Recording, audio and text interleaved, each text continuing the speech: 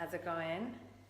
This is Kendra Tanner. I'm here at Urban Zen Studios, as you well know, and I am the founder and the creator of the True You Project, which I'll tell you a little bit more about here today, if this is the first time that you're finding out about this. So the True You Project is something that I started a few years ago with the intention of sort of sharing what I learned from my own disordered eating and eating disorder recovery, in the hopes that it could help people who are struggling with a similar issue. And at the same time, what I found is that what I learned from that experience has touched a wider range of people than that are just struggling with their relationship to food and their body. And that totally surprised me, because I was of the opinion that that whole I'm special thing, right? And that those that were in the realm of eating disorders, we had something special going on. And what I realized is that actually no, what I experienced, other people experience in life in terms of the feelings and the emotions and the challenges that happen. It's just that how it manifested in my reaction to those things led me down the road to use food to try to comfort myself, using it for control, and the same thing with my body. And for other people, i.e. you may not end up using food. You may have other coping mechanisms. However, from what I learned is that there's a place for freedom from all of that. And so what I want to share with you today is one of the very first lessons that I had to learn for myself, and that I continue to learn. And I'm passing that on to you in the hopes that it can bring you a little bit more freedom and more joy and a lot more flow into your life. I think that's the F word for today, flow. So what I'm talking about here is our control freak. So I have notoriously been somebody who on the outside may not come across as a control freak, and yet inside there is a part of me that's doing everything possible it can to make sure there's a specific outcome, a certain result, and striving for some version of perfection, right? So what we're talking about here, just to repeat that, is results, perfection, achievement, that striving and that sort of pushing energy to achieve something. And the thing is, we live in a world and a culture that in some way rewards that. Success is something that we idolize, as is performance, and not to take away from those things, because there's a part of excellence that we all want to be working towards and giving our best. And there's also a tipping point where in the process of trying to achieve that excellence, that performance, we can lose ourselves in the process and let some part of ourselves that is actually going to keep us back and hold us back start to take the reins. And so what I want to talk about today is how you can start to identify that part of you inside, and maybe start to notice how that might be showing up in your life, and then see how you could start to kind of have a conversation with that part of yourself to perhaps try something different. And it was funny, this morning as I was in the car, I was listening to a podcast, and there was a really beautiful quote that I'm totally not going to get right, but it was something to the effect of that every single part of us wants to be seen and heard. And that rang so true for me. And I think, the part of ourselves that wants certainty and control, that needs to be seen and heard, because that's the same part of ourselves that is trying to create safety for ourselves. And let's be grateful for that, right? It's a protective mechanism that we can really start to value if we can see it and hear it for what it is, and then perhaps start to find an alternative way to live our life where we don't have to be in that fear place of the protection, but a lot more open and receptive and receiving to what life is bringing to us. The word trust comes to mind. So today we're going to go from control, taking steps towards trust. And I'm not going to ask you to dive in the deep end, because that might be scary, but just to start to tiptoe there. So let me just play out a scenario for you and see if this sounds familiar at all to you. So Okay, I'm going to use my body as an example, but note that you can substitute body for bank account, you could substitute it for business, relationship, anything where you have a desire for something in your life to look a certain way. It could be academic performance, right? It's a really broad thing, but I'll just use my body as an example. So likely you have a desired outcome for this part of your life, your body, right? For me, I had a desired outcome for my body to fit into a certain size pair of jeans. I also had an expectation of how that desired outcome was going to be achieved. And so my expectation was that the more I burned calories and the less that I ate calories, then my body would start to shrink and fit into this pair of jeans. So your expectation might be, well, if I work harder, I'll get the grade. Or if I put in more time, I'll get the promotion, I'll make more money. Whatever it is, right? There's probably some kind of like logical equation going on, like if I do this, then I'll get that, right? And we learn math in school, and so if we're applying that to our life, why not? Except sometimes there's another equation. And so if that sounds familiar, just check in with yourself, like where's that if-then statement showing up for you? I know for me, in the context of business, it's also shown up in terms of like, if I do more social media posts, then I'll have more people come to classes, right? Like that kind of thing. So that's all well and good, right? And it's always good to test those theories because perhaps that is how results can be made.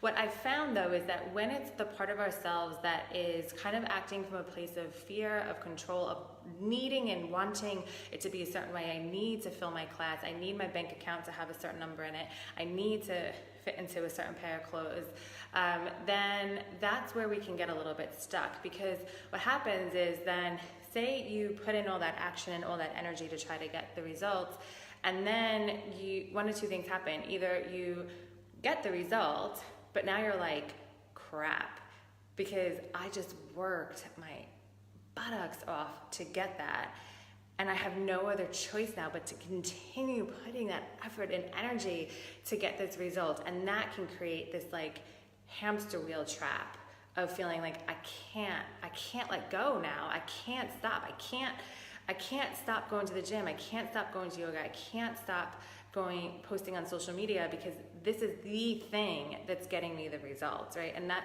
can create almost this like addictive cycle to whatever part of your life you're applying this logic to. On the other hand, you could be putting in all this effort, putting in all this work, and you don't see the results. And this happened to me for a while too. And then that just creates this spiral of work harder.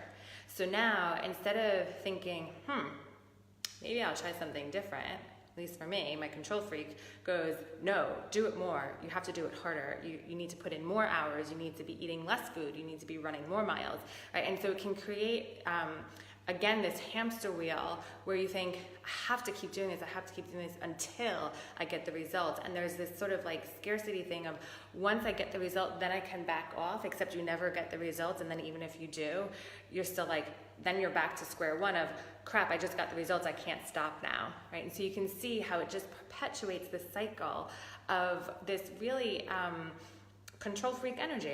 Let's just call it that for a minute, because when that desire to get that specific thing is so strong, a lot of times for safety, and maybe safety looks like acceptance or success, or I think it all kind of boils down to like acceptance and love and belonging and all those like core human needs that we have. So if we see that something's working towards that, we're going to keep going. And even if what we're doing isn't quite working, but we think that it might, we're going to still do that. So just check in, see if any of that rings a bell for you. So what's an alternative, right? So if the first thing is awareness. So if you're kind of hearing this and saying, yep, I do that, no big deal, right? Like you're aware now, that's awesome. And there's a lot of power in that, and in having the choice to say, what could I start to do differently now?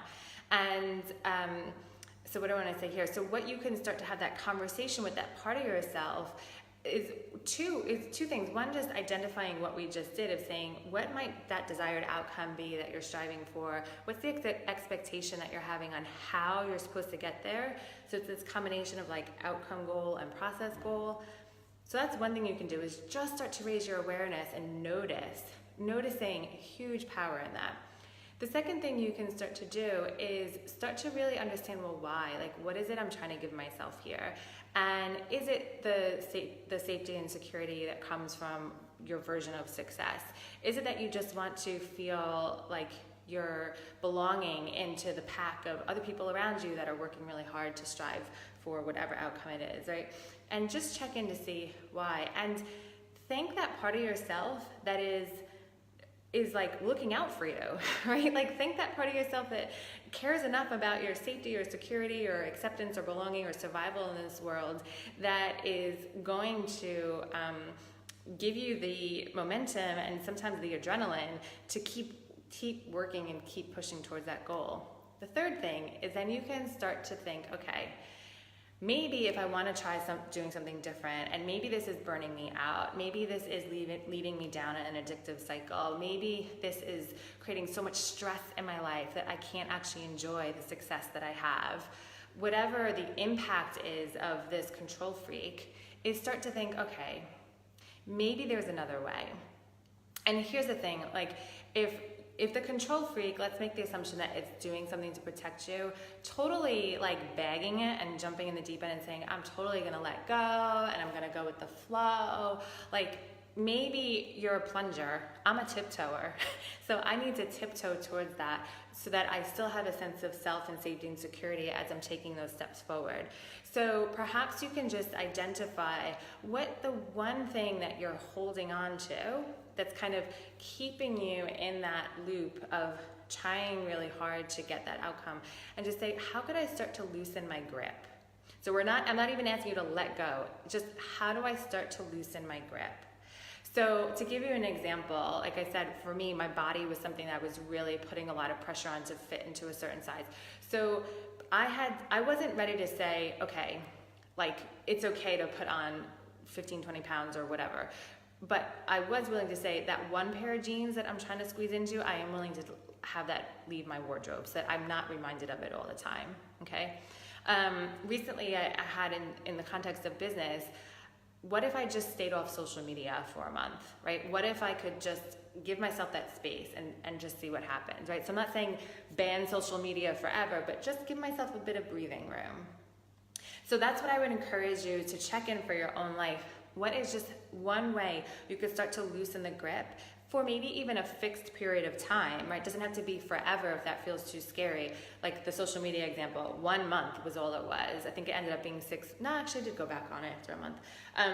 So you can just start to see and take a step back and just start to notice what that does for you.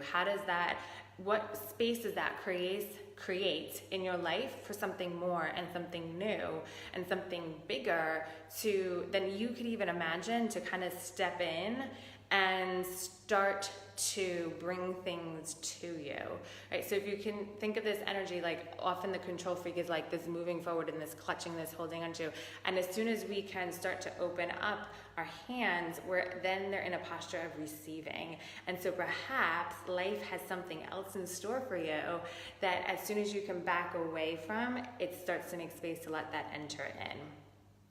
So that's my encouragement to you today. Check in that desired outcome, the expectation. Notice where you might be holding on to something, and just start to, one, thank yourself for working so hard to get you there, but also just start to see, how could I start to let go, and see what that might open up for you. And let me know when you do. So that's it for today. As I mentioned earlier, this is one of the first lessons I had to learn in my own recovery journey, and it's something that as I share with people, so many people who aren't necessarily even on like a recovery journey, they can totally resonate with it. And I truly believe that this is just one of the foundational principles of how we can live a more full life and a more free life and a more in tune life to the world around us, that might get different results for our personal life, our family and professional life, and just our planet even. So with that said, I'll also let you know that if you want to take this deeper, there's going to be an opportunity coming this autumn, and this is like way ahead in my book. This is like coming up in October, but I'll plant the seed now, because walking this way of life differently, in this posture of learning to receive and learning to let go has been a game changer for me and so many other people, and I want to have the opportunity to share that with you. So the beginning of October, I'll be opening up a course where we can dive into this a little bit further. There's going to be an in-person version in Swansea right here at Urban Zens, and also an online version. So if you're interested and you think, this might be for me, this might be what I'm needing in order to help me create more space in my life, to be more me, and to see the changes in my life and in the ripple effect of that across your community and your world, then definitely get in touch. There's going to be an early bird opportunity if you want to book on before the end of July and like totally check that off your list, right? Like that little like control piece, like get that done. Or if you want to linger and just kind of see, then obviously you can join the program in August or September. But if you do want to get in there and you know this is for you, then get in touch with me. There's an early bird offer of £155 for the 8-week course.